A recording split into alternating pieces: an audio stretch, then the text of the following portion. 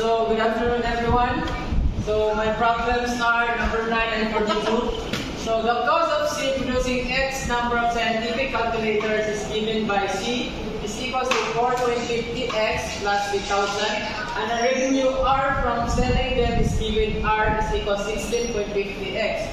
Find the number of calculators that must be sold to break even.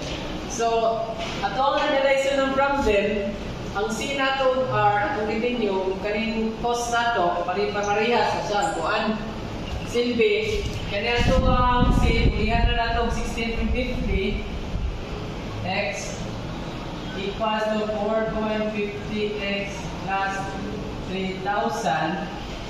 Ato na i-ship sold, di na na magpagkuhan, makakuha na na yung tag 250 na answer. Which is, nasa ito nga, Pesos na yan? Pesos? Letter C. Pesos na yan, pesos? Letter C. So, muna yung answer. So, number 42, find the slope of the curve defined by the equation y(x squared minus 4 is equals to 0 at 0.44. So, atong gamon na ni, i-direct pa siya nato with respect to x. So, dy over dx, x squared, plus y 2x since minus 4 is equal to 0, x 0 na na at 0.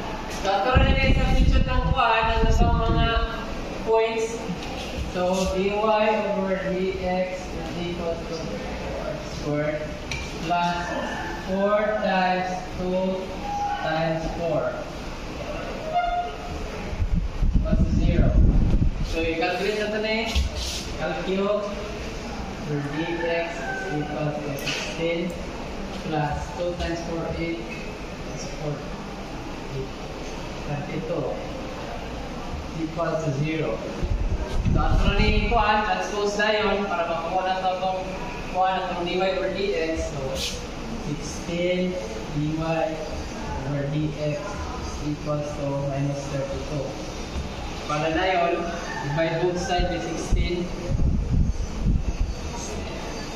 So, answer na yun kay negative 2. So, muna yung answer.